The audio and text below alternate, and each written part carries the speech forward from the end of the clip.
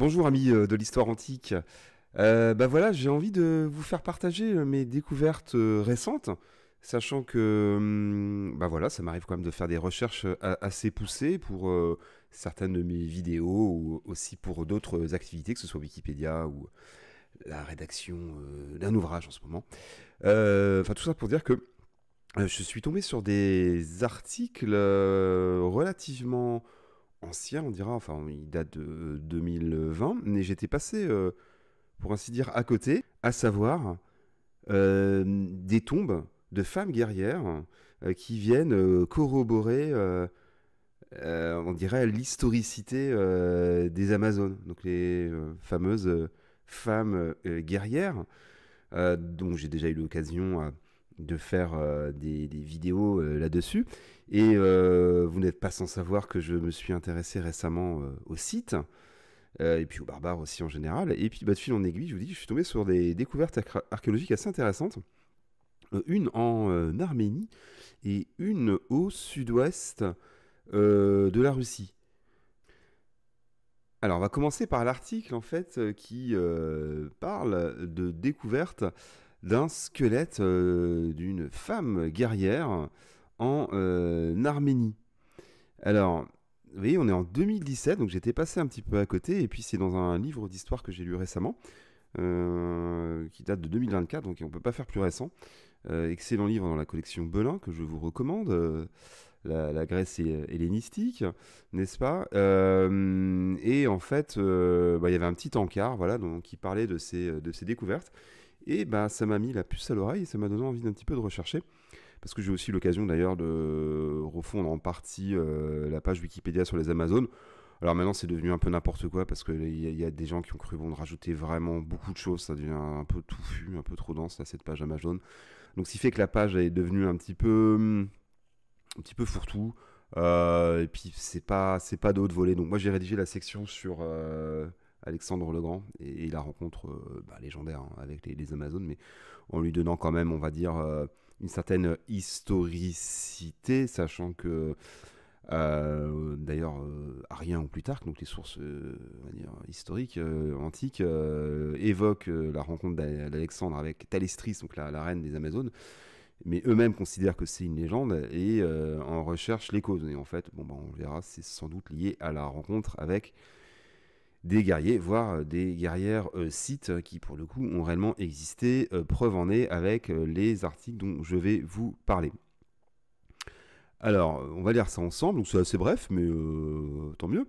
Donc le 10 novembre 2019, la revue internationale Journal of Osteoarchéologie dévoilait les travaux d'un groupe de chercheurs arméniens à propos d'un squelette de la nécropole Beauvert 1 de la province de Lori, donc au nord de l'Arménie. Alors j'ai cherché à cliquer sur les liens, mais c'est des liens morts. Et donc une première analyse a confirmé qu'il s'agissait d'une femme d'une vingtaine d'années, et les nombreux bijoux et autres objets de valeur qui accompagnaient sa sépulture suggéraient son haut statut social. L'histoire aurait pu s'arrêter là, mais c'est une autre analyse qui va amener les archéologues à découvrir que la femme était aussi une guerrière. En effet, les chercheurs ont analysé la musculature et les différentes blessures du squelette. Les attaches musculaires du haut du corps étaient très développées, notamment les muscles se travaillant avec un mouvement main-épaule, et cette constatation suggère que la personne était une archère. Les muscles fessiers étaient également très développés, ce qui pourrait faire dire cette fois-ci que cette guerrière pratiquait l'équitation. Enfin, le squelette présentait de nombreuses fractures. Les chercheurs ont retrouvé une pointe de flèche métallique dans le fémur de la jeune femme. Alors j'ai vu dans d'autres articles qu'elle avait eu des fractures du tibia. Et d'autres blessures provoquées par des armes ont été constatées sur l'os pelvien ou encore le tibia, dont je parlais un instant, et des éléments qui indiquent clairement l'activité de guerrière que pratiquait la jeune femme. Donc là, vous voyez l'illustration. Euh, on devine, hein, côté robuste, elle ne devait pas être très très grande, mais robuste, et enterrée avec ses bijoux. Et surtout, bah, ce qui nous renseigne, hein, c'est qu'elle avait encore une flèche fichée dans le genou. Donc sans doute que la blessure avait viré en infection et qu'elle en est, elle en est morte. Alors, le mythe des Amazones relancé. Alors, ce squelette permet de davantage comprendre la place des femmes dans la société du royaume d'Urartu. Ce vaste ensemble s'étendait principalement sur les actuelles Turquie et Arménie entre le 9e et le 8e et le 6e siècle. Alors, c'est un royaume assez méconnu, assez intéressant, le royaume d'Urartu, qui est en fait un royaume dans l'Arménie moderne, on dira, l'est de l'Anatolie et le Caucase. Sachant qu'en fait c'est un peuple assez mystérieux qui a longtemps été en fait rival des Assyriens et qui ne parlait pas une langue indo-européenne ni sémitique. Donc ils appartenaient à la famille des Assyaniques, qui est en fait des peuples comme les Sumériens d'ailleurs, ou les Ourites, qui étaient ni de langue sémitique ni de langue indo-européenne. Donc ce qui n'empêche qu'ils pouvaient avoir effectivement des influences, que ce soit des indo-européens ou des sémites, en tout cas je parle d'un point de vue culturel et linguistique. Donc ce qui fait dire que là, c'est là où je suis moins d'accord. Donc certes, c'est sans doute une femme guerrière, mais la légende des Amazones est quand même typiquement indo-européenne, et que je vois pas trop le rapport avec le royaume d'Urartu. Alors, il faut voir quand même qu'au 6e siècle avant notre ère, le royaume a été attaqué par les Mèdes, et à l'époque, les Mèdes avaient embauché des mercenaires scythes. Et on est là peu de temps après la chute de l'Empire assyrien, en tout cas néo-assyrien.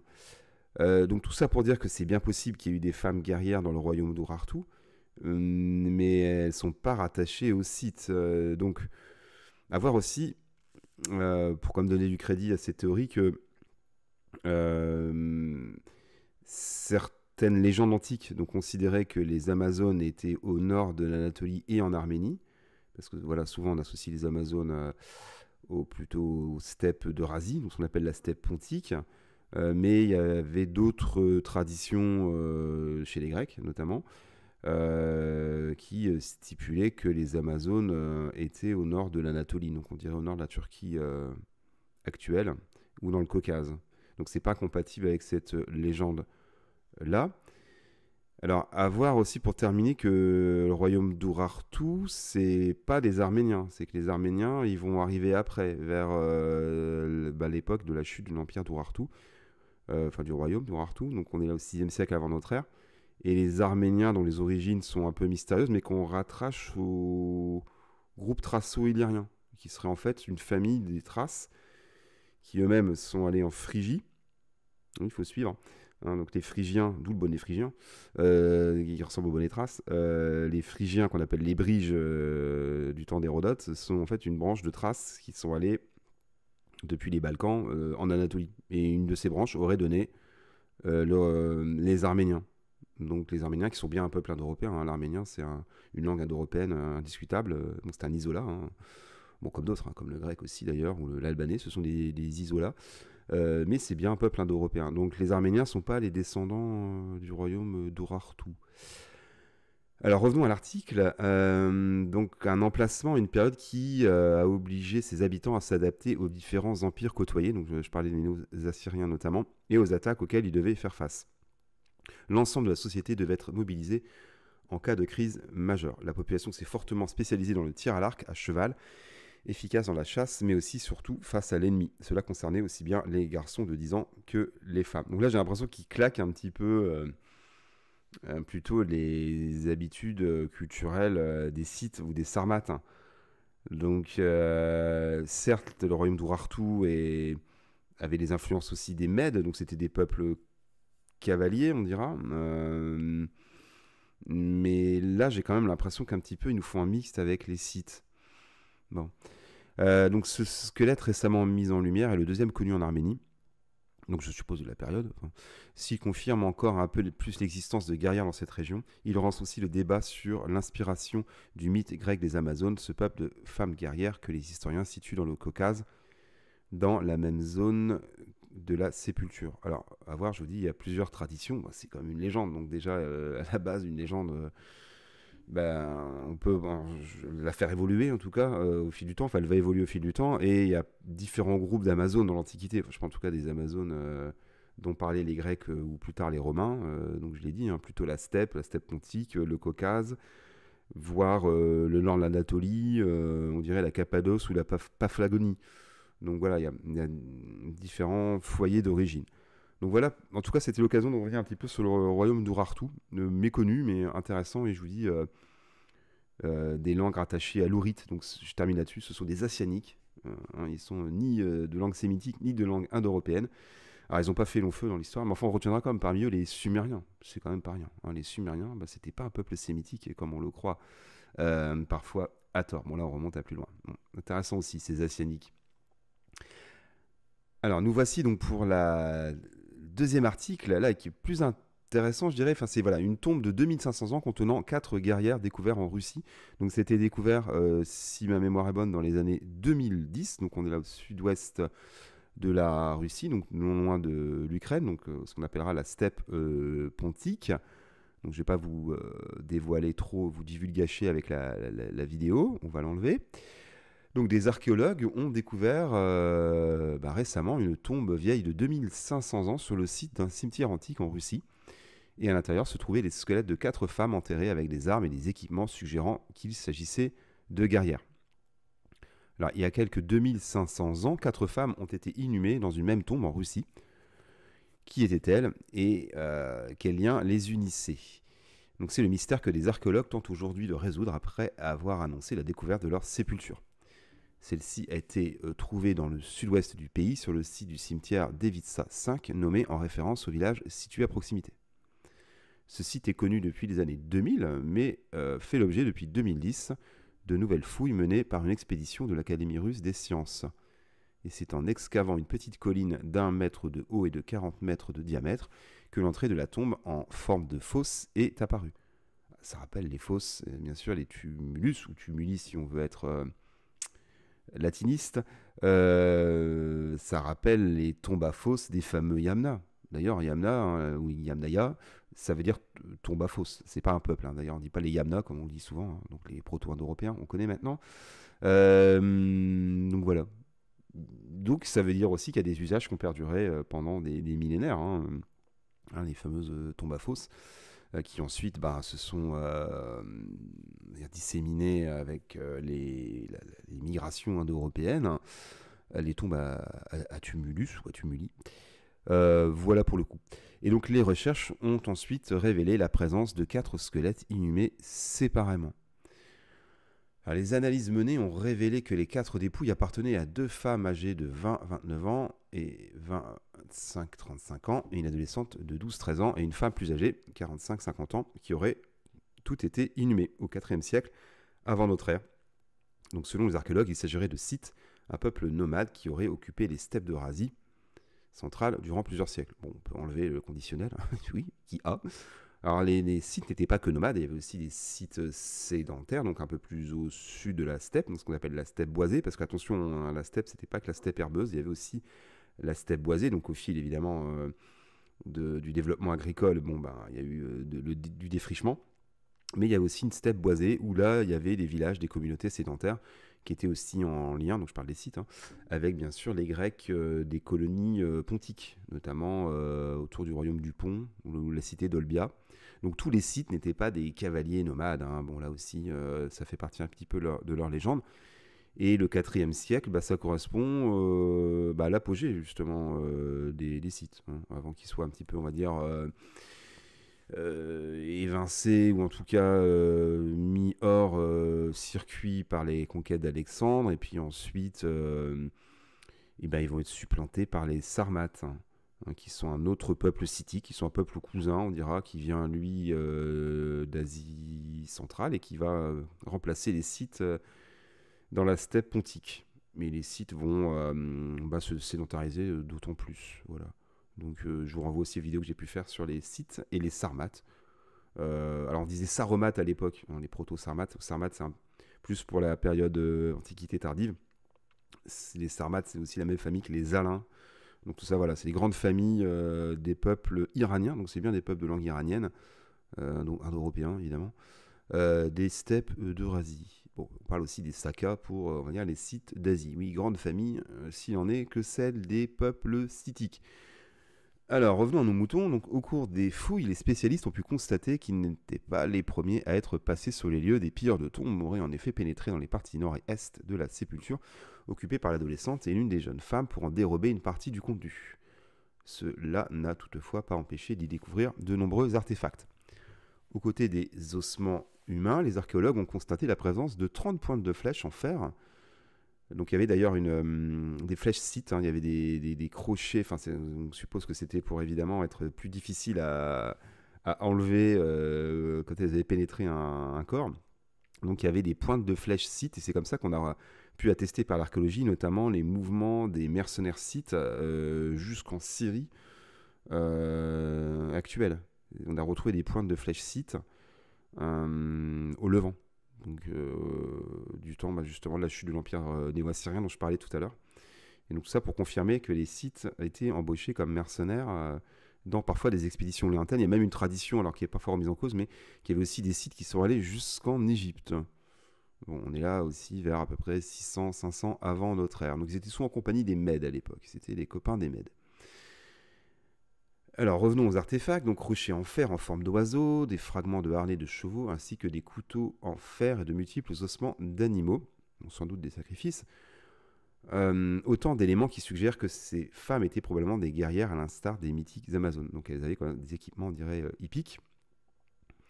Cette découverte est loin d'être une surprise. Les écrits suggèrent que les Scythes étaient de farouches combattants qui montaient à cheval pour pouvoir user de leur arc et de leurs flèches. Donc je vous renvoie bien sûr aux longues descriptions d'Hérodote au sujet des Scythes. Il a d'ailleurs résidé à Olbia pendant quelques temps, durant ses périples. Donc on est là en Ukraine actuelle, sur les rives de la mer Noire. Et les femmes n'échappaient, semble-t-il, pas à la tradition.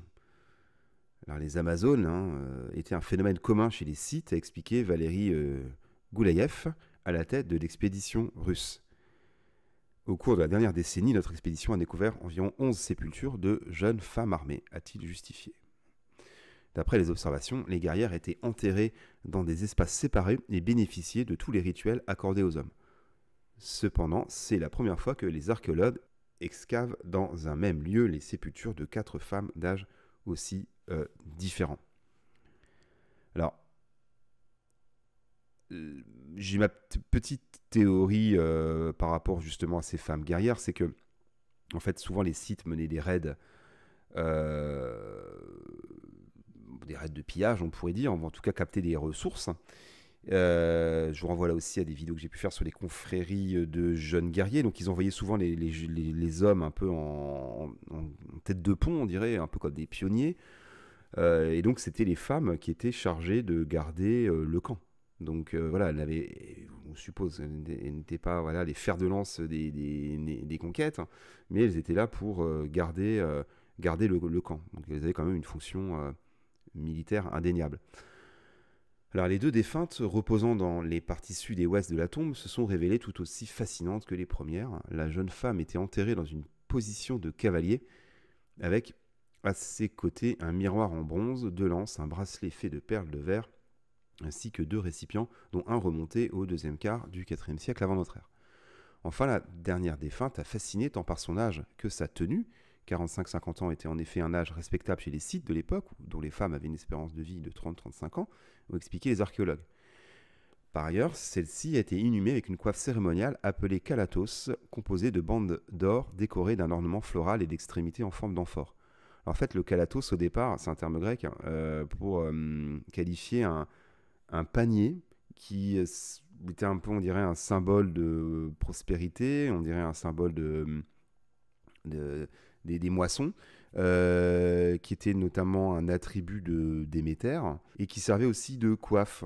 Je vous renvoie par exemple de tête à Sérapis, donc la divinité syncrétique gréco-égyptienne, là, qui avait une espèce de chapeau un peu particulier.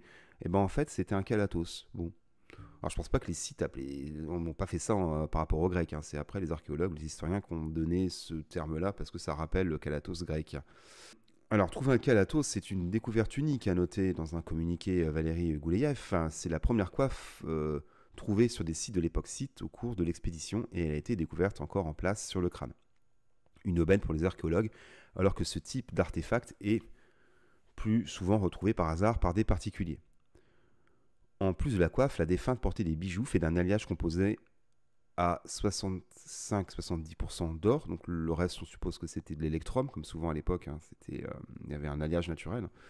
En tout cas, souvent l'or d'Anatolie. Je pense aux Lydiens. C'était souvent de l'or chargé en argent, donc ce qu'on appelle de l'électrum. Et reposé aux côtés d'un couteau en fer et d'une pointe de flèche, confirmant une nouvelle fois que cette zone était sans doute réservée à l'inhumation de guerrières. Les archéologues pensent que les femmes scythes jouaient peut-être un rôle de gardienne en l'absence des hommes partis à la guerre. C'est l'hypothèse que je vous ai partagée tout à l'heure. Alors, ce qui est intéressant de noter aussi, ça me fait penser aussi qu'on a découvert assez récemment aussi des carquois scythes en peau humaine. C'est-à-dire qu'en fait, tout ça, ça avait été évoqué par Hérodote, donc on se disait, bon, sans doute une part de légende. Et ben non, on a retrouvé là aussi assez récemment, donc c'est des études, on dirait paléogénétiques, qui ont confirmé qu'il y avait une partie du carquois qui était fait en peau humaine, et c'était une tradition chez les Scythes. Le premier homme qu'on tuait au combat, on lui enlevait la peau et on en faisait un carquois. Alors, néanmoins, les sépultures, de même que le site du cimetière, sont loin d'avoir révélé tous leurs secrets. À partir d'ossements d'agneaux retrouvés sur place, l'équipe de Valérie Goulaïev pense que la tombe aurait été réalisée au mois de novembre. Sans doute le moment où on tuait le mouton, après qu'il était engraissé, je suppose. Reste à en apprendre davantage sur les défuntes grâce à des analyses supplémentaires et poursuivre les fouilles pour peut-être mettre au jour d'autres guerrières. Alors, tout ça pour dire que c'est quand même assez sérieux pour le coup, parce que ça a été repris, je vous dis, dans un ouvrage, je pourrais dire, de niveau universitaire assez sérieux. Donc, je vous dis, le Belin, là, sur la direction de Catherine Grandjean. Ça ne me rajeunit pas, c'était ma prof de fac il y a 25 ans. Bon. Chose est-il que voilà, ça ravive l'idée qu'il y avait effectivement des femmes guerrières chez les Scythes et les proto-Sarmates, et que les Grecs ont été au contact de ces femmes guerrières et que ça les a quand même beaucoup impressionnés, parce qu'on remarque quand même qu'au départ, ils ont cherché l'historicité. Je parle des auteurs grecs, que ce soit Hérodote ou plus tard Arien ou Plutarque. Ils sentaient qu'il y avait un peu de légende, mais ils essaient d'en trouver l'origine. Et ce qui est aussi intéressant de noter aussi, c'est que dans les sociétés donc, très anciennes, on pourrait dire la proto-histoire, autour de la mer Noire et du Caucase, on a des vestiges aussi de sociétés matriarcales. On a même aussi des témoignages, notamment chez Strabon, d'orgies féminines avec des hommes. Donc ça a pu alimenter des formes de fantasme, on pourrait dire, de la femme guerrière qui irait s'accoupler avec des hommes une fois par an et ensuite elle les tuerait. Enfin bon, ça c'est Aristote aussi qui raconte ça. Et que si elles enfantaient un garçon, elles le mutilaient pour en faire un esclave. Bon. Et donc, ce qui est intéressant dans cette légende, en tout cas, des Amazones, c'est que ça repose sur un fond historique et que ça permet de rendre hommage aux sites qui sont quand même un peuple assez fascinant, assez intéressant, qui sont, on pourrait dire, vraiment l'altérité même du grec. Hein. Ce sont des nomades, ils mangent de la viande crue, ils utilisent l'arc. Donc c'est voilà, le miroir inversé du grec. Mais ils en sont pas moins fascinants. Et les Grecs aussi, je pense, étaient fascinés. Parce que je terminerai par cette petite maxime, mais qui était plus libre dans l'histoire qu'un cavalier des steppes? Je vous pose la question. Voilà, sur ce, j'espère que ça vous a intéressé. Et puis je vous dis à très bientôt. Et merci pour vos likes et vos abonnements.